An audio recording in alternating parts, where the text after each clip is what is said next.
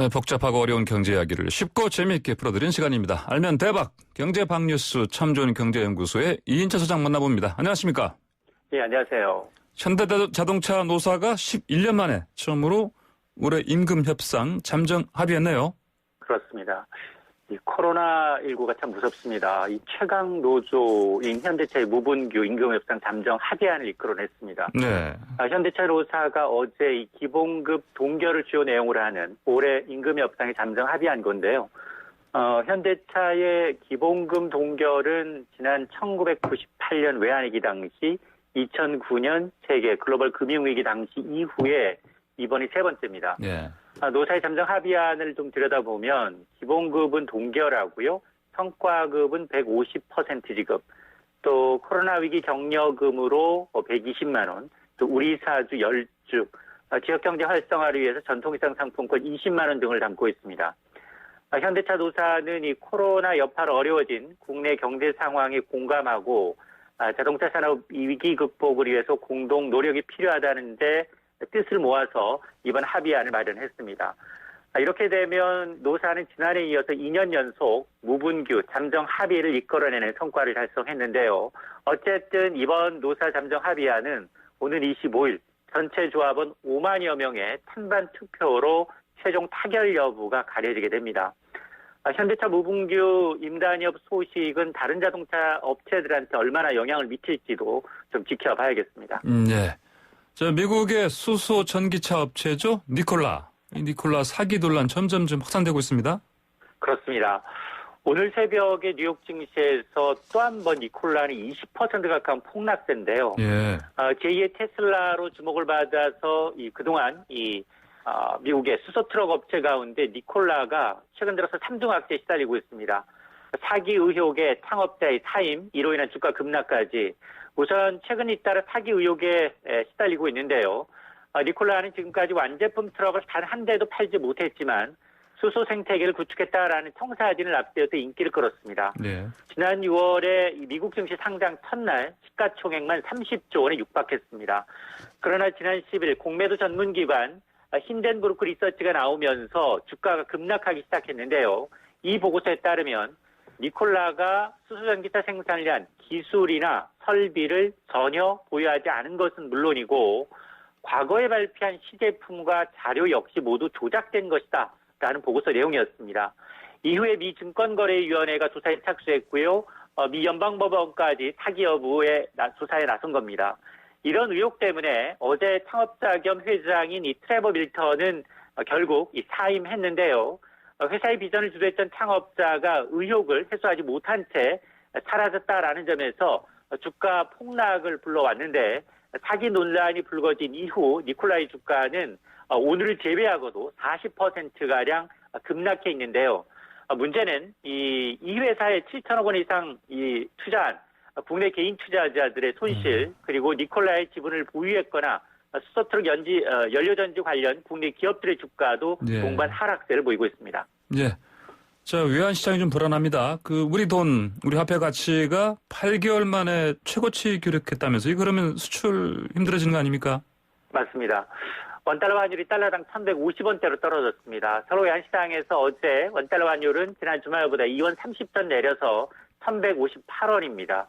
이는 지난 1월 15일 이후 8개월 만에 가장 낮은 수준인데요. 이처럼 원화가 초강세를 보이는 이유는 바로 위안화 강세 영향이 큰데요. 원화 강세는 동전의 양면입니다. 수입 물가가 낮아지는 효과가 있지만 우리 수출 기업들의 글로벌 가격 경쟁력을 떨어뜨린다라는 단점이 있고요. 예. 또 하나 원화 강세 측면에서는 그러나 긍정적 면을 찾아보면 외국인 투자자들의 주식 매수는 늘어날 수 있기 때문에 자본시장에서는 오히려 호재로 받아들여지고 있습니다. 문제는 이제 외환 전문가들조차도 원달러 환율이 추가로 더 떨어질 가능성이 있다.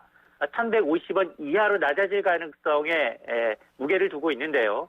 왜냐하면 이제 위안화 환율을 결정하는 중국 당국이 위안화 강세를 또 용인하고 있고 가장 먼저 코로나19 종식을 선언하면서 경기가 회복세를 보이고 있기 때문에 그렇습니다. 예. 오늘 4차 추경 예산안 국회 본회의 처리가 지금 예정돼 있습니다. 근데 이 재난지원금 지급을 가짜로 속여서 사기치는 보이스피싱 기승을 부리고 있다고요? 그렇습니다. 여전히 통신비 지급이 최대 변수입니다. 여야가 이 추석 명절 전 지급을 목표로 오늘 국회 본회의 처리를 목표로 하고 있는데요. 문제는 이런 재난지원금 지원을 사칭한 문자 메시지 해킹 사기, 이른바 스미싱 사기가 기승을 부리고 있습니다. 스미싱은 문자 메시지와 이제 피싱의 합성어인데요. 네. 악성 앱 주소가 포함된 휴대폰 문자 메시지를 대량으로 전송한 이후에 이용자가 이것을 설치하거나 전화하도록 유도해서 이 개인정보를 탈취하는 수법입니다. 실제로 올해 들어서 8월까지 스미싱 탐지 건수가 70만여 건이 넘어갔는데요.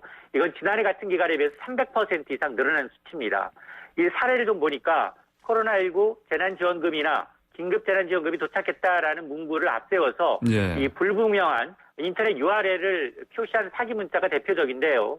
이처럼 출처가 불분명한 이 택배 조회, 명절 인사, 모바일 이 상품권 등을 잘못해서 클릭하실 경우에는 이 링크가 이제 악성 앱을 깔게 됩니다. 그렇기 때문에 이제 휴대전에 확인되지 않은 어플리케이션을 설치하지 않는 게 가장 좋고요. 만에 하나 스미싱 의심 문자를 받았거나 악성 앱에 감염됐다 의심될 때는 국번 없이 118번 상담센터로 문의하시면 24시간 무료로 상담을 받으실 수 있습니다. 네, 자, 오늘 말씀 잘 들었습니다. 감사합니다. 네, 고맙습니다. 네, 지금까지 참 좋은 경제연구소의 이인철 소장이었습니다. 자, 다른 시선으로 바라본 또 다른 정치 분석, 젊은 정치인들의 뜨거운 토론 준비했습니다. 더불어민주당의 박성민 최고위원 나오셨습니다. 안녕하십니까? 네, 안녕하십니까? 네, 국민의힘 김재섭 비상대책위원 함께합니다. 안녕하십니까? 안녕하십니까. 김재섭입니다. 아, 정말 스튜디오 안에서의 이 평균 연령이 확 낮아지면서 굉장히 좀 젊어진 분위기입니다. 저는 개인적으로 굉장히 좋습니다. 네, 자, 오늘 정말 젊은 정치인들의 토론 기대해 보겠습니다. 자, 두 분 모두 각 정당에서 중요한 역할을 맡고 계십니다. 그 최고위원으로, 그다음에 비상대책위원으로 맡은 자리들은 마음에 드십니까? 어느 분부터? 네. 예, 책임이 좀 막중하다는 생각을 많이 하고요. 예. 이제 이전에 뭐 정당 생활할 때는 청년 대변인으로서 정당 생활을 시작을 했는데 또 이번에는 최고위원이라는 역할을 맡게 되니 좀 감회가 새로운 것 같습니다. 예. 자, 우리 네, 김재섭 최고위원. 저도 부담이 많이 되고요. 네. 과분한 자리라고 생각을 하고 있습니다. 네. 그러면서도 또 아주 가까운 자리에서 정치 현장을 볼 수 있다는 게 굉장히 또 감사하게 생각하는 그런 자리입니다. 예. 근데 체격이 되게 좋으신 겁니까? 운동하신 것 같아요? 예, 운동 열심히 하고. 열심히 하고 계시고 이전에도 어려서 네. 운동선수를 좀 하다가 예, 몸이 좀 안 좋아가지고 그만두고 공부를 그 다음에 시작한 케이스입니다. 아니, 그러면 이거 뭐 운동도 잘하고 공도 잘하시는 거예요? 둘 다 잘 못한다는 얘기 있습니다. 겸손하시네. 아, 예. 자, 우리 박성민 의원은 전공을 국문과? 네, 국어국문학과입니다. 아, 그러시군요. 아니, 그러면 이제 국문과 전공이신데 이 정치판에 나오셔서 그 뭐라고 할까요? 그 순수한 문학도 아니십니까 그러면? 그렇죠.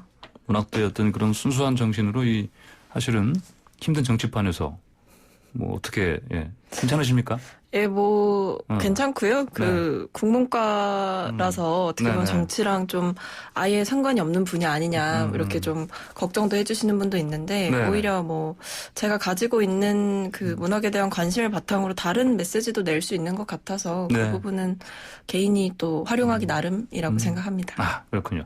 자, 두 분 모두 자 곁에서 박승민 최고위원은 이낙연 대표, 김재섭 비상대책위원은 김종인 위원장 함께 활동하고 계시는데 가까이서 보신 이 두 분 모습 어땠습니까? 먼저 이번에는 박승민 최고위원께서 저는 이제 대표님과는 원래 인연이 잘 없었다가요. 이번에 처음 정말 가까이서 뵙고 뭐 얘기도 하게 된 상황인데 제가 느끼는 이낙연 대표님은 일단 굉장히 많이 들으려고 하시는 편이세요.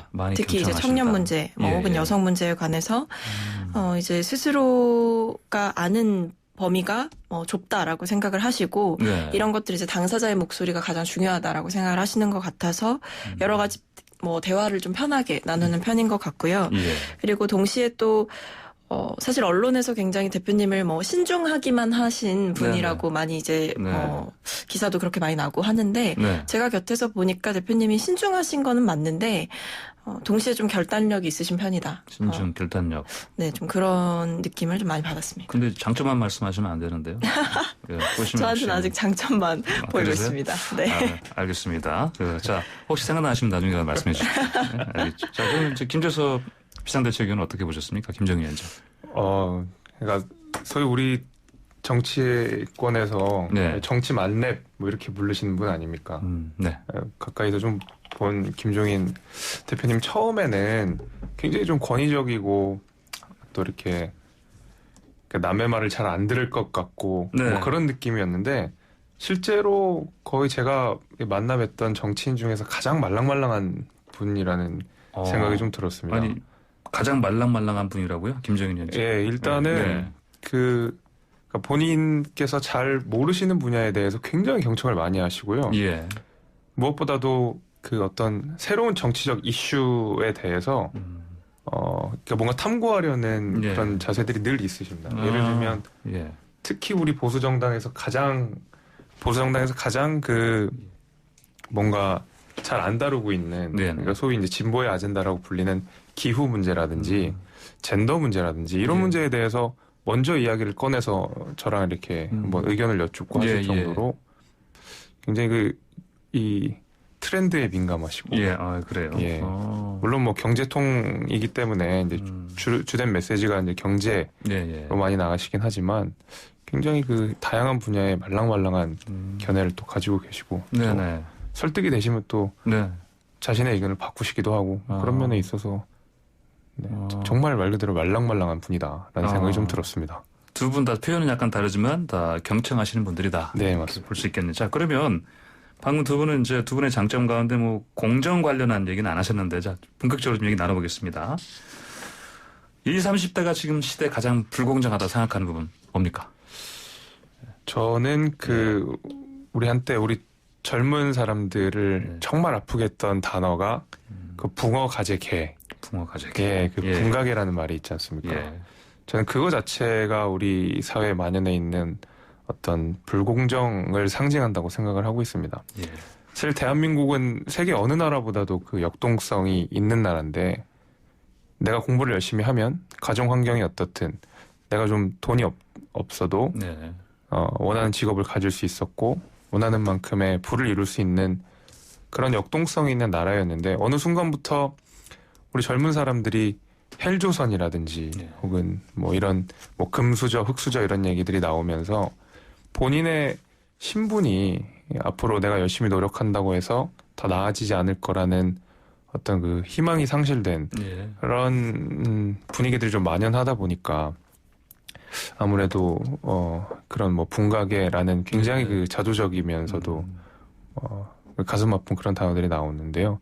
그러니까 그런 상황에서 내가 신분 상승이나 혹은 부의 축적을 이루기 어렵다는 그 만연한 생각 속에서도 노력을 통해서 그게 이루어지지 않겠다는 이런 생각들 때문에 그리고 이제 실제로 어떤 기득권들이 계속 그 기득권을 유지하는 현상들이 보면서 그것이 우리 이 젊은 세대들이 느끼는 가장 그 불공정한 포인트가 아닌가. 최근에 우리가 뭐 한참 나라를 들썩이게 했던 조국 전 장관의 어떤 이슈였나 그리고 또 추 장관의 이슈까지도 다 그런 맥락이라고 저는 생각하고 있습니다. 예, 노력해도 소용없는 이런 상황 짚어주셨고요.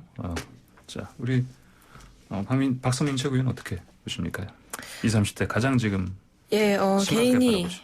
개인이 선택하지 않은 것들로 받게 되는 차별이 너무 크다. 저는 이렇게 진단을 하게 됩니다. 개인의 선택과 개인이 선택하지 않은 것들로 인해서 받게 되는 차별이 너무 크다. 결과적으로는 그것이 이제 선천적인 뭐 요인들 혹은 조건들이 되는 거죠. 뭐 부모의 재산 혹은 부모의 사회적 지위 이런 부분들은 개인의 노력으로 바꿀 수 있는 부분이 아니고요. 가진 사람이 사실은 더 많은 것을 갖게 되는 상황들을 너무나 많이 목도를 해오다 보니 이제 20, 30대가 뭔가 열심히 사는데 누구보다 사실 열심히 사는 세대 아니겠습니까? 근데 밑빠진 독에 물 붓기를 하고 있는 것 같다라는 그 허탈감 혹은 절망감에 네. 빠질 수밖에 없는 사회적인 구조가 굉장히 좀 심화되고 있는 게 아닌가. 이거를 이제 주로 저희는 뭐 양극화 심화 이런 얘기를 많이 하죠. 예. 근데 그런 부분들이 많이 드러나고 있는 것 같습니다. 지금 방금 박수민 의원 말씀하신 거에 대해서는 어떻게 보십니까? 김재석 그 의원께서는 특히 뭐 선천적으로 이제 부모 재산, 부모 지위 이것 때문에 어떤 환경이 바뀔 수가 없다. 예. 뭐 상당히 동의를 많이 하고 있습니다. 예. 네, 아까 말했던 결국 분가계라고 하는 네. 단어가 네네. 결국 그 어떤 부모의 지위나 부모의 재력으로 인해서 자동적으로 반사적으로 자녀들의 사회적 지위가 정해지는 예. 그 어떤 자주적인 단어 아니겠습니까?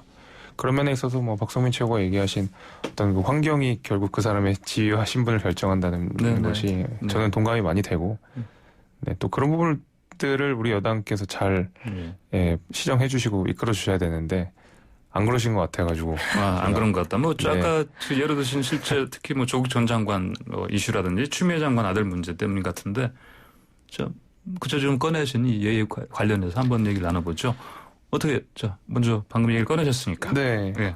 뭐 사실 공정이라는 화두가 네. 비단 뭐 조국 전 장관이나 뭐 추미애 장관 때문에 뭐 본격화됐다라고 보기에는 조금 어려울 것 같습니다. 왜냐하면 네. 그 전부터 우리가 몇 년 전부터 사실 이런 헬조선, 네. 뭐 흑수저 이런 것들이 굉장히 많이 젊은 사람들한테 소비되는 단어 아니겠습니까? 근데 예. 그것을 말하자면 이제 불을 붙인 게 조국 전 장관과 추미애 장관의 아들을 문제인 것 같은데요. 사실 그 어떤 정치적 이슈가 이렇게 촉발이 되는 것은 결국에는 특히 우리 4.19 혁명도 그렇고 뭐 대만에 있는 3.18 학생운동도 그랬고 뭐 아랍의 봄도 그랬고 예. 사실 청년들의 실업 문제가 뭐 30% 넘었을 때 그게 어떤 정치적 이슈가 결합되면 네. 굉장히 폭발력 있는 어떤 사회 반향으로서 나타나게 됐는데 그런 면에 있어서 저는 어떤 사건과 이 젊은이들의 누적된 어떤 불공정이라는 마음에다가 조국 전 장관과 추미애 장관이 거기에 이제 불을 붙였다고 생각을 하고 있습니다. 그래서 공정이라는 문제가 뭐 비단 뭐 1, 2년 사이의 문제는 아니지만 그것을 결정적으로 불을 붙였다는 게 또 어떤 도덕적 우월성을 주장했던 문재인 정부 하에서 이루어졌다는 게 그게 이제 그 청년들이 느끼는 제일 가슴 아픈 포인트가 아닐까 저는 그렇게 보고 있습니다. 네, 이제 김재석 위원께서는 이게 뭐 사실 어제 오늘의 얘기는 아닌데 이게 특히 이제 조국 전 장관이라든지 특히 최근 같은 경우 추미애 장관 아들 문제 때문에 이게 더 일단 뭐 기름을 끼얹은 것처럼 그렇죠. 네. 확 지금 확산되는 상황이다 이렇게 보셨습니다. 예. 뭐 공정 같은 경우는 이제 화두가 되고 있다라고 말씀을 하셨고, 근데 저는 이게 특정한 사건으로 인해서 중요해진 가치라기보다는 그냥 우리 사회에서 존재해오던 가치인데 이게 두드러지는 상황이 그리고 그게 두드러짐을 넘어서 이제 일상화되는 가치로 넘어가는 과정인 것 같습니다. 네. 이렇게 생각하는 이유는 앞서 말씀드렸던 그런 양극화 심화의 문제가 커지면서 좀 개인이 생각하는 관점이 바뀌는 것 같아요. 네. 뭐 예를 들어서 내가 부족하기 때문에 혹은 내 스스로가 부족하기 때문에 더 노력하면 이런 차이가 메꿔지겠지? 아니면 그 차이가 메꿔지지 않았을 때는 또다시 화살을 스스로에게 돌렸던 거죠. 내 노력이 부족했구나. 더 잠을 줄여야겠다. 이렇게 스스로에게 화살을 돌렸지만 뭔가 그런 여러 가지 사건들 혹 뭐 예를 들어 박근혜 전 정부 때는 이제 정유라 입시 비리 일도 있었고 뭐 그 이전에 정치적인 문제를 떠나서도 우리 사회에서 우리 사회가 과연 공정한가라는 화두를 던질 만한 일들은 수없이 사실 많았죠.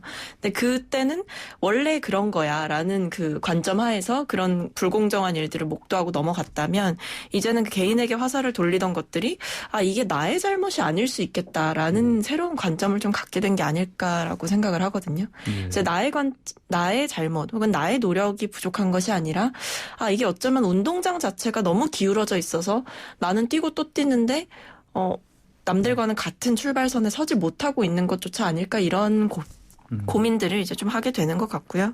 공정은 뭐 특정한 정치적 이슈와 뭐 연결을 지을 수도 있겠지만 일단은 이거는 이제 우리 정치에서 더 이상은 외면할 수 없는 가치가 된 거죠. 이거에 대해서 청년들이랑 같이 정의를 내리는 시간도 필요할 거고요. 여전히 이견이 이제 존재하기 때문에 좀 중요한 가치로 저도 좀 보고 있습니다. 자, 그러면 구체적으로 사실 지금 특히 야당 쪽에서는 국민의힘 쪽에서는 그 추미애 장관 아들 군복무 의혹 굉장히 지금 계속 맹공을 하고 있습니다. 예. 자, 그럼 박성민 최고위원께서는 이 추미애 장관 아들 뭐 좀 더 구체적으로 말씀드리면은 병역 특혜 아니죠, 뭐죠? 그 휴가 특혜 의혹 네. 이런 얘기를 하고 있는데 네. 이 부분에도 사실은 실제로 어떤 공정의 문제 담겨 있다 보십니까? 어떻게 보십니까? 그 이슈와 연결이 좀 되는 부분이 있죠. 근데 이게 좀 조심스러운 거는 이제 네. 추미애 장관님의 아들과 관련한 것은 여전히 네. 사실은 이제 의혹에 그치는 부분도 많고요. 예, 또 아직은 의혹이다. 네, 예, 예. 무차별적으로 제기됐던 그 의혹들 중에서도 사실이 아닌 것들로 판명된 것들도 이미 있고, 그러니까 예. 개인의 소명을 통해서 그렇기 때문에 뭐 완벽하게 이것이 공정과 불공정의 문제다라고 단정 짓기보다는 예. 이런 정치인 아들 혹은 정치인의 자녀 아니면 유명 연예인의 자녀 이런 우리 사회에서 그냥 지금껏 병역 부분에 있어서 청년들이 좀 봐왔던 혹은 경험해왔던 여러 가지 병역 특혜 혹은 의혹들이 우리 사회에 좀 만연하게 있지 않았나라는 생각을 하게 되는 것 같습니다. 예. 자, 우리 박 의원께서는 어때요? 예, 김 의원께서는. 저는 약간 불공정가 추미애 장관 아들 의혹이 예. 있다. 하지만 이제 야당에서 지적하는 것이 사실이 아닌 것이 많다. 그렇기 때문에 이제 추미애 장관도 억울한 면이 있다라는 부분에 대해서는 사실 좀 동의하기가 어려운 게, 그러니까 법을 위반한 사실이 있으면 예. 그건 불법입니다. 뭐 불공정의 문제가 아니라 예. 그건 사법적으로 판단을 받아야 되는 어떤 불법적인 이슈고요. 예. 의혹을 제기했다는 것 자체가 이제 불공정의 문제로 넘어오게 되는 건데, 그 의혹이라는 것 자체가 가지는 의미가 단순히 불법이다를 주장한 것이 아니라 일반적인 사병, 일반적인 청년이라면 감히 그렇게 못했을 것을 했다. 예. 그렇지만 그것이 어떻게 이루어졌는지는 차차 우리가 두고 보자. 검찰의 판단을 맡겨보자. 이제 이렇게 정치권의 논리가 흘러간 거 아니겠습니까? 사실 우리가 지금 이 문제를 지적하고 있는 것 자체가 국민적인 어떤 정서를 대변하고 있고, 이 국민적인 정서가 우리라면 감히 저렇게 못했을 것 같은데 라는 생각이 들게 한다는 거거든요. 이제 그런 면에 있어서 우리라면 감히 못할 거가 이를테면 뭐 구체적으로 어떤 그러니까 뭐 전화로 우리가 뭐 예. 휴가를 연장한다든지 예. 실제로 저희가 그 추 장관 그 이슈를 접하면서 또 어떤 당내에서 어떤 기구를 통해서 예. 비슷한 사례들을 우리가 카츄샤나 아니면 군복무 중에서 이렇게 다쳐가지고 병가를 사용한 여러 가지 케이스들 저희가 수집을 했는데 예. 다들 굉장히 그 많은 청년들이 거의 뭐 분노에 가까운 이 메시지들을 정말 많이 주셨거든요. 예. 그런 걸 보면서 우리 일반적인 청년들은 감히 꿈꾸기 어려운 그런 상황들이 있었던 것이고, 그 부분에 대해서 우리 야당이 문제 제기를 했던 것인데, 이것을 어떤 불법, 합법의 기준으로만 판단을 하게 되면 네. 실제로 우리 젊은 사람들, 특히 이제 군대를 갔다 온 대부분의 청년들이 느끼는 그 불공정함을 예. 시정해 줄 수는 없다는 거죠. 예, 네. 그런 면에 있어서 좀 불법과 불공정을 좀 가려서 우리가 볼 필요가 있겠다라는 생각이 들고요. 예. 네, 좀 네, 그런 부분들을 좀 헤아려주면 좋겠다. 네, 저도 그 라는 게 제 말씀하신 생각. 것처럼 그 국민의 눈높이를 봐야 된다. 이거에는 굉장히 동의를 해요. 사실 정치권에서 국민들과 관련된 여러 현안을 다룰 때에 뭔가 사법적인 영역으로만 따지다 보면 사실 국민의 눈높이를 놓치기 쉽다라고 저도 생각합니다. 근데 다만 여기에 대해서 제가 좀 이 문제와 관련해서 좀 조심스러운 입장을 취하는 이유는 사실 야당 측에서 저는 의혹 제기는 충분히 할 수 있다고 봅니다. 그것이 뭐 건전한 방향으로 서로가 좀 성장할 수 있게 도와주는 촉매제가 될 수도 있는 거고요. 예. 당연히 그렇겠죠. 뭐 야당이 여당을 막 칭찬하고 그런 경우는 사실 없으니까. 근데 뭐 청년들과 그리고 불공정의 문제 이런 부분을 같이 이야기하는 거 좋습니다. 그런데 야당이 지금 하고 있는 그러니까 대정부 질문을 사실은 추미애 장관님의 또 다른 인사청문회로 만들었던 그런 부분들, 그리고 자꾸 청년들의 분노를 좀 정치적인 도구로 이용하고 있는 것이 아닌가라는 의심이 들게끔 하는 여러 가지 갈등을 촉발시키는 그런 부분들이 있었어요. 저는 건전하게 토의하고 뭐 불공정한 부분이 있었는지 없었는지 시시비비를 가리는 것 자체는 환영할 만한 일이고 좋은 일이라고 생각을 하는데 이 의혹을 풀어가는 방식이 좀 지나치다. 좀 과하다. 네네. 그러니까 던져놓고 아니면 말고 약간 이런 식으로 흘러가는 것들이 결국에는 우리는 청년들을 위하는 정당이고 청년들이 생각하는 불공정을 우리가 깨주겠다라는 이야기를 하면서 결국에는 정치적인 목적으로 좀 이 사안을 지나치게 활용하는 것이 아닌가라는 생각을 좀 했던 거죠. 근데 이와 별개로 이제 이 군 복무 문제, 군대 문제는 사실 우리 사회에서 뭐 영린이다라는 표현이 사실 많이 쓰이지 않았습니까? 누구에게나 예민할 수 있는 문제, 그리고 평범한 보통 사람들이라면 누구나 사실은 겪었을 문제이기 때문에 이런 의혹이 좀 빠르게 소명이 될 수 있도록 더 노력을 좀 해야겠죠. 네, 알겠습니다. 자, 그러면 다른 정치권의 문제들 좀 한번 짚어보겠습니다. 더불어민주당 이상직 의원 그리고 국민의힘 박덕흠 의원 이 두 분 문제가 지금 각 당에서 뭐 징계를 어떻게 하느냐 가지고 지금 논의가 좀 활발히 진행되고 있는데 자, 어떻게 보십니까? 이 두 문제. 뭐 이제 이상직 의원 같은 경우는 예. 저희가 이제 윤리감찰단을 새로 이제 만들면서 네. 1호 사건으로 이제 조사를 좀 하고 있습니다. 예. 두 건이었는데 이제 김홍걸 의원님 같은 경우는 제명을 저희가 했고요. 이제 예. 이상직 의원님 같은 경우는 개인에게 이제 사실관계를 좀 소명을 받고 여러 가지 좀 소명을 듣는 절차를 거치는 중인데 이것이 특정 의원을 뭐 감싼다 이렇다기보다는 당은 응당 이제 언론의 보도와 별개로 사실관계를 좀 파악할 부분이 있다라고 보는 건데 저는 이 문제에 대해서는 사실 좀 단호하게 대처해야 된다고 보는 입장입니다. 왜냐하면 사실 605명의 대량 해고 예, 사태가 예. 발생을 했고요. 결코 적은 숫자가 아닙니다. 그리고 임금 체불이 있었고 동시에 이스타 항공이 고용보험료 5억을 이제 내지 않았기 때문에 고용유지지원금이라는 이 안전망 제도조차도 지금 이렇게 대량 해고되신 분들께서 받지 못하고 있는 상황이에요. 사실 네. 임금도 못 받고 사회적 보장제도도 못 받으면 이분들은 대체 어떻게 하라는 말인가. 네. 그런 점에서 이상직 의원님께 정말 책임이 없나. 네. 이런 의문을 국민들께서는 계속 제기하시는 거거든요. 이런 예. 부분에 대해서는 저희가 좀 단호하게 사실관계 소명이 끝난 뒤에는 반드시 빠르게 매듭을 좀 지어야 한다고 봅니다. 네. 단호하게 매듭져야 된다. 예, 알겠습니다. 그러면 박덕흠 의원 관련해서는 어떤 의견이십니까? 예, 이분도 예. 만만치가 않은데요. 예, 예. 100억, 아니, 천억이죠. 100억도 아니고. 예, 1000억이라는 돈을 이제 피감기관으로부터 편법으로 수주를 좀 받았다. 이런 의혹들이 제기가 됐고.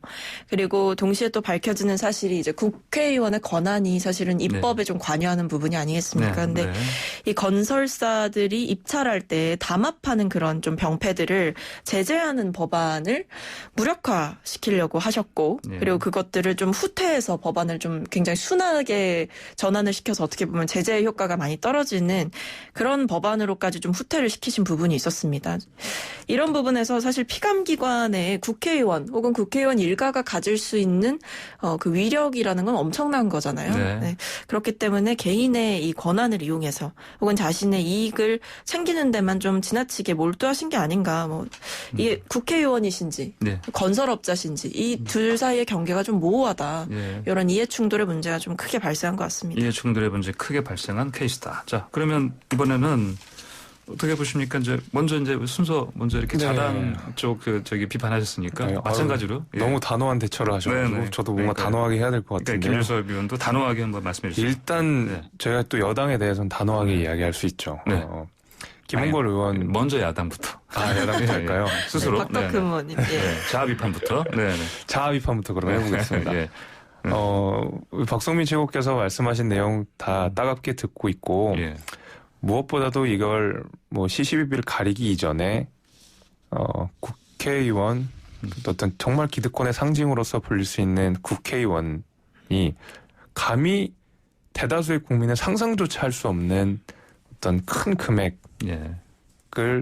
피감기관으로부터 수주를 했고 실제로 그걸로 이제 건설사가 잘 돌아가고 있고 물론 뭐 박덕흠 의원의 주장에 따르면 오히려 매출이 더 줄었다라고 이야기하시고 있는데 그것은 국민들이 절대 납득할 수 있는 해명은 아니라고 생각하고요. 예. 어쨌든 간에 피감기관으로부터 수주라는 사실이 있고 그 금액이 이제 막대하다는 면에 있어서 네. 저희 역시도 여당에게 주장했던 원칙을 그대로 관철시켜 나가야 된다고 생각합니다. 예.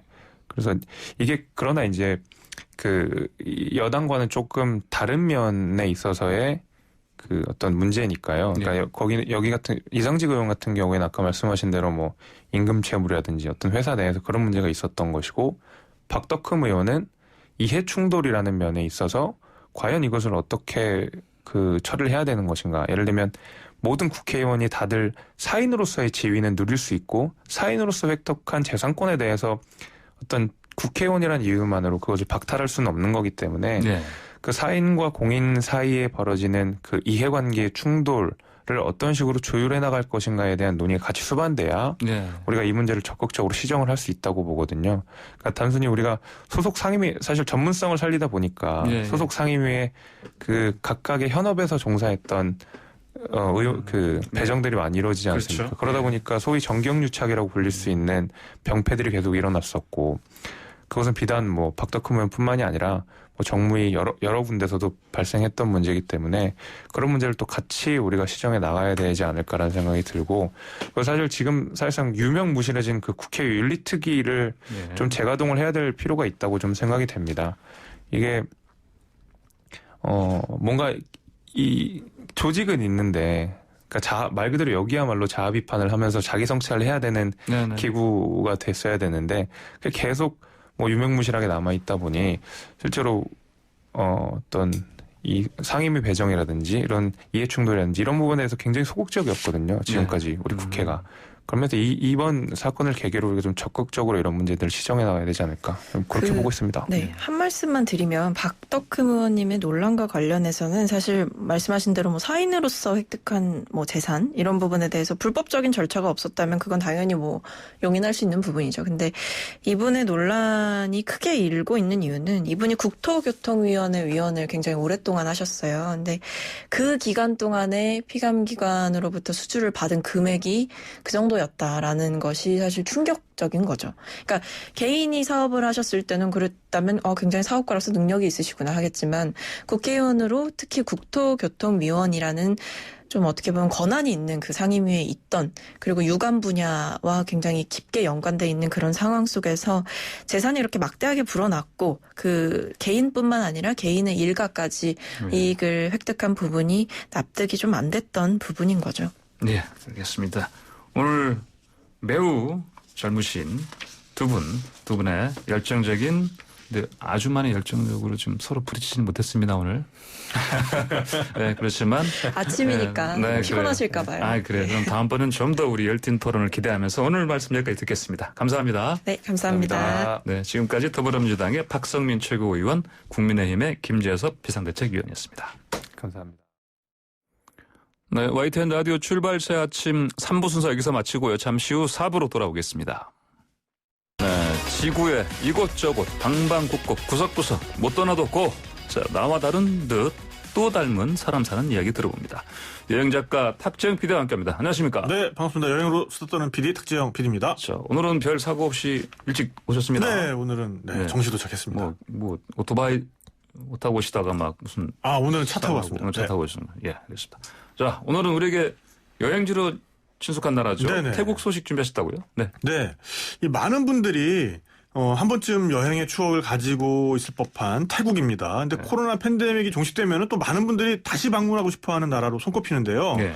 근데 만일에 가까운 장래에 이제 태국에 가게 된다면은 예전과는 조금 다른 분위기의 나라를 만나게 될지도 모르겠습니다. 우리 앵커께서는 만일 가시다가 예. 길에 5만 원짜리 지폐가 땅에 떨어져 있다. 이러면 어떻게 하실 것 같으세요? 일단 그냥 지나칠 수는 없죠. 네네. 네. 그걸 제가 취할지 말지는 고민을 잠깐 해야 되는 거고. 네. 저는 일단 발부터 올리고 볼 것 같은데요. 그래요? 다른 사람 주소하기 전에. 다른 사람 못 보게. 네. 일단 확보. 네, 근데 만일 태국에서 그랬다가는 네. 큰 공경에 처할 수도 있습니다. 무슨 소리입니까? 심하면 이게? 감옥에 gat일 수도 있습니다.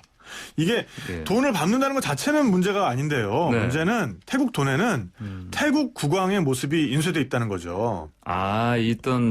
어떤 남의 것을 훔치려는 의도를 보였기 때문이 아니고 네. 그 지폐 나와 있는 그 그렇습니다. 왕의 인물이 초상화 때문에. 왕의 초상화 때문이다. 네네네. 설명 좀 해주십시오. 예. 지금 태국의 바트 화폐에는 네. 2018년부터 앞면에는 이제 현재 국왕 라마 10세 마하 와찌랄롱권이 공군 사령관 제복을 입은 모습이 인쇄돼 있고요. 네. 뒷면에는 지난 2016년에 승하한 선대왕 라마 9세 푸미폰 아둔야덱과 지금의 국왕이 함께 있는 모습이 인쇄돼 있습니다. 함께. 그러니까 어느 면으로 떨어지든 네. 왕의 모습이 예. 나옵니다. 어허. 그래서 이 태국에는 형법에 국왕 모독죄가 규정이 돼 있거든요. 국왕 모독죄. 네, 여기에 의하면은 국왕이나 왕족을 험담하거나 모욕하는 행위, 그리고 국왕의 초상화를 훼손하는 행위 등에 대해서 최대 징역 15년까지 선고할 수가 있습니다. 징역 15년. 네. 예. 그러니까는 국왕의 얼굴이 새겨진 지폐를 함부로 밟았다가는 이 법에 적용을 받아서 감옥에 갇힐 수도 있다는 얘기고요. 이 법은 내국인과 외국인을 차별하지 않습니다. 네. 그리고 실제로도 2015년에 한 태국 남성이 국왕이 키우는 개를 비꼬는 글을 SNS에 올렸다가 예. 체포돼서 구류를 한 적도 있었고요. 400년 전에 태국 국왕을 비판적으로 언급했다가 기소당한 학자도 있습니다. 네. 그리고 어허. 국내에서도요. 예. 한 10년 전쯤에 어떤 신문 기자가 네. 국왕 비판이 자유롭지 않은 태국의 현실과 북한을 비교하는 글을 블로그에 올렸는데요.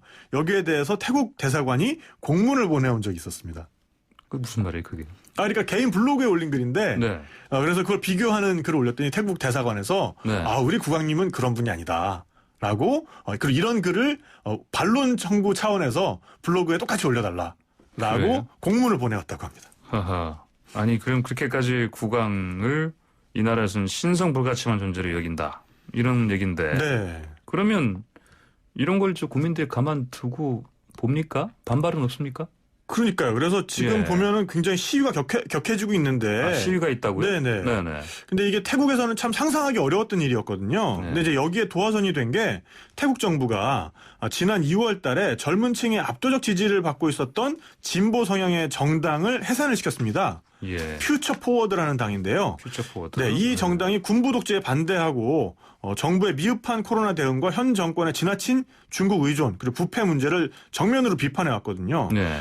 그리고 2014년에 군부 쿠데타로 집권한 현 정권이 상원을 폐지했다가 2017년에 재설치하면서 상원 의원이 250명인데요. 네. 이 250명을 전원 군부에서 지명하도록 했습니다. 그러니까 이게 지금 군부를 등에 업고 있는 지금 정권이 장기 집권을 하겠다는 포석인 거죠. 네. 그리고 이제 민심을 악화시키던 이런 악재들에 완전 불을 지른 게 지금 왕실의 사치와 그로 인한 인기 하락입니다. 사치요. 자, 태국 국왕. 그러면 이제 국민들부터도 엄청난 사랑을 받는 존재로 네네. 알려져 있었지 않습니까? 네네. 그러면 요새는 그게 다 좀 변화하고 있다. 네, 그러니까 이게 좀 변화가 있는데요. 예. 죄송합니다. 태국 국왕이 대대로 라마 몇몇 세라는 이제 타이틀로 불리게 되는데요. 예. 이게 서양의 뭐 엘리자베스 1세, 2세, 뭐 메리 1세, 뭐 이제 이런 거와는 좀 다른 겁니다. 네. 태국에서는 원래는 왕의 이름을 함부로 부르지를 않아요. 네. 그래서 그냥 몇 대 왕, 몇 대 왕 이런 식으로 그냥 숫자로만 표기를 했었는데 외국과 관계를 하면서 예. 지금의 국왕이 그러면은 이제 서양식으로 예. 뭐 무슨 몇 세다라고 해야 되니까 앞에다 이제 라마라는 이름을 붙인 거거든요. 네. 근데 이 라마가 뭐냐면은 힌두교에도 삼위일체가 있습니다. 그래서 힌두교 세상을 예. 창조한 신이 있고요. 네. 유지 보수를 하는 신이 있고 어떤 파괴와 재창조를 담당하는 신이 있는데 네. 그 중에서 아무래도 가장 좀 중요한 거는 유지 보수를 담당하는 신이겠죠. 그래서 그 신이 위슈누 신이거든요. 이 위슈누. 위슈누. 네네. 예. 그래서 이 위슈누의 어떤 현신, 아바타 네. 이게 바로 라마라는 존재입니다. 아하. 그래서 전설에 나오는 왕이기도 하고요. 그러니까는 예. 힌두교 세계에서는 가장 이상적인 왕인 거죠. 아하. 그렇기 때문에 태국은 힌두교 영향도 많이 받고 있기 때문에 이 라마를 앞에다가 이제 붙여서 그만큼 이제 살아있는 신으로 국왕을 추앙하는 건데요. 선대 푸미폰 국왕 라마 9세는 국민들로부터 굉장히 사랑을 받았어요. 국민풍고가. 네. 네. 그래서 70년 동안 왕위에 머물렀는데 격동의 현대사 속에서 태국을 외세로부터 지켜낸 그런 이제 평가를 받거든요. 그래서 70년간이면은 네. 뭐 이를테면 뭐 2차 세계대전 끝나고 1946년에 즉위해서 예. 2016년에 예. 88세를 일기로 별세를 했습니다. 예. 네, 그래서 지금의 왕조에서 대왕이라는 칭호를 받은 2명 중 1명이고요. 대왕이요. 그렇습니다. 우리나라도 광개토 대왕이죠. 네, 더 그레이트. 네, 더 그레이트. 그래서 이제 네. 본인의 성실함과 이제 깨끗한 사생활 그리고 고비 때마다 어떤 정치 세력 간의 알력을 조정해내는 그런 정치력을 선보였기 때문에 예. 여러 정파들은 물론 국민들로부터 이제 존경을 받은 거죠. 그래서 이 태국은 툭하면 군부 쿠데타가 일어나는데 이 네. 쿠데타마저 국왕의 승인을 얻지 못하면은 실패로 돌아간다. 이런 정도의 카리스마와 권위를 인정받게 돼서 이 쿠데타 세력이 지나치게 폭주하거나 잔인해지는 걸 막았던 거죠. 예를 들면은 뭐 92년에 군부 쿠데타 때 군부가 경찰까지 동원해서 반대파를 유혈 진압한 일이 있었는데요. 이때 총리, 그러니까 이제 쿠데타 세력이죠. 그다음에 예. 반 쿠데타 세력의 우두머리를 왕궁으로 불렀습니다. 그러니까 이제 이 사람들이 무릎을 꿇은 채 무릎으로 기어가요. 아, 그래요? 네, 그 정도로 국왕의 권위가 있는 거고요. 그래서 이 사람들 앞에서 더 이상 피를 흘려서는 안 된다라고 이 상황을 정리를 해버리니까 그때 당시에 이제 쿠데타 세력의 예. 우두머리였죠. 무릎을 네네. 꿇고 있던 총리가 결국 망명을 가버렸어요. 예. 이후에 이제 총선을 통해서 민주정이 회복됐던 것이 굉장히 유명한 일화입니다. 저도 사실 이 태국 요리를 굉장히 좋아하고 심지어는 집에서도 만들어 먹거든요. 아, 그래요? 예. 그래서 김포에 가면은 굉장히 큰 그 태국 태국 식료품점이 있어요. 아, 그래요? 김포에? 네. 예. 이제 거기를 제가 들어가 봤는데 딱 들어가자마자 제일 잘 보이는 곳에 우리 시선보다 좀 높은 곳에 네. 국왕 초상화가 딱 걸려 있더라고요. 그 국왕은 이분이 아니고 예전 국왕입니다. 예전, 푸미폰 국왕. 네, 그러니까. 네. 그래서 이 푸미폰 국왕이 서거했을 때는 그의 얼굴이 새겨진 지폐를 흔들면서 많은 사람들이 굉장히 애도를 네. 표했고요. 예. 심지어는 30일간의 그 애도 기간 중에 방송도 모두 흑백으로 방송했을 정도라고 합니다. 아하, 옛날에 우리나라의 뭐 대통령 예. 그 돌아가셨을 때 많은 분들이 우셨지 않습니까? 그런 적이 있었죠. 네. 예. 그런 옛날에 모습이 기억이 나네요. 네. 그런데 이제 그런 국왕이 아들 농사는 잘 못 지었나 봐요? 그러니까요. 그래서 지금 국왕이 좀 인기가 없는데요. 예. 마하 와찌랄롱콘 국왕이 즉위 전부터 결혼과 이혼을 반복을 하면서 굉장히 화려한 여성 편력을 좀 보여줬어요. 네. 그래서 즉위 때부터 반대파도 굉장히 많았고 국민들도 이게 비교를 안 할래 안 할 수가 없죠. 예. 근데 지난 4월에 코로나가 한창 확산하는 중인데 이분이 또 본인 소유의 호텔이 세계 곳곳에 있거든요. 예. 그래서 독일 소재에 있는 호텔에서 가족들이랑 함께 장기 외유를 하는 게 알려져서 도대체 지금 국왕은 그럼 우리랑 함께 있지 않고 어디 있는 거냐? 예. 그래서 SNS에 Why do we need a king? 왜 우리가 왕이 필요한가? 이런 해시태그가 달리는 그런 운동이 퍼져나가기도 했고요. 예. 최근에는 지금 이 국왕이 항공기 매니아거든요. 그래서 국왕이다 보니까는 이제 항공기를 모읍니다. 할 건 다 하네요. 그래서 38대를 보유하고 있는데 이것 때문에 한 해에 751억 원이나 되는 돈이 관리비로 나간다는 사실이 알려져서 예. 국민들이 더 분노하고 있는 거죠. 그래서 지금처럼 이제 경제가 어려운 상황에서 이토록 많은 왕실 재산이 국왕 침위에 들어간다는 게 예전 같으면 안 알려졌을 텐데 네. 이제는 인터넷을 막을 수가 없으니까 이런 게 알려지고 있는 거고 그래서 국민들이 더욱 분노하고 있는 거죠. 예, 그래서 방콕에 시위대가 몰려들었고. 네. 그러면은 무슨 또 저게 있다고 들었어요? 동판? 네. 그래서 예. 왕궁 인근의 광장 바닥에 예. 동판이 하나 있었는데 이게 예. 와치랄롱콘 현 국왕이 집권을 하면서 이게 원인 모르게 그냥 사라져 버렸습니다. 동판이 사라졌다. 네, 이 동판이 예. 뭐였냐면은 1936년에 예. 입헌 군주제 도입을 기념하면서 바로 그 자리에 설치됐던 동판인데요. 예. 여기에 이제 이 나라는 국민의 것이지 그들이 우리를 속여온 것처럼 군주의 것이 아니다라고 적혀 있다고 합니다. 예. 그래서 이번 시위 때 이 동판을 원래 취지대로 복원을 해놨어요. 아, 그래요? 네, 그래서 이 코로나 이후에 태국을 방문하게 된다면 이 왕실이라는 이슈에 대해서 조금은 더 융통성이 생긴 새로운 나라를 만나게 될 것인지 굉장히 네. 궁금합니다. 네, 지금으로서는 좀 먼 미래가 혹시 될 수 있지만 네네. 자, 태국 간다면 저는 사실은 많이 못 가봤어요. 어디를 네네. 가봐야 되겠습니까? 태국이라면 뭐 워낙에 갈 데가 많아서요. 예, 저는 예. 뭐 가는 데보다도 예. 저는 일단 식사를 5끼를 합니다. 식사 5끼. 네네. 예. 한 끼도 허투루 흘려보낼 수가 없습니다. 너무 맛있는 게 많아서요. 태국 음식 완전히 그냥 네네. 많이 한가 봐요. 그래서 태국 음식 뭐 널리 알려진 것도 있지만 제가 제일 좋아하는 거는 이제 꿍째 남플라라는 요리가 있습니다. 예. 이제 새우회예요, 이게. 새우회. 네, 그래서 여기가 해산물이 또 신선하잖아요. 네네. 그래서 새우를 껍질을 벗겨서 거기 이제 마늘 한 조각을 끼워서 네. 여기에 피시 소스를 뿌려서 그냥 먹습니다.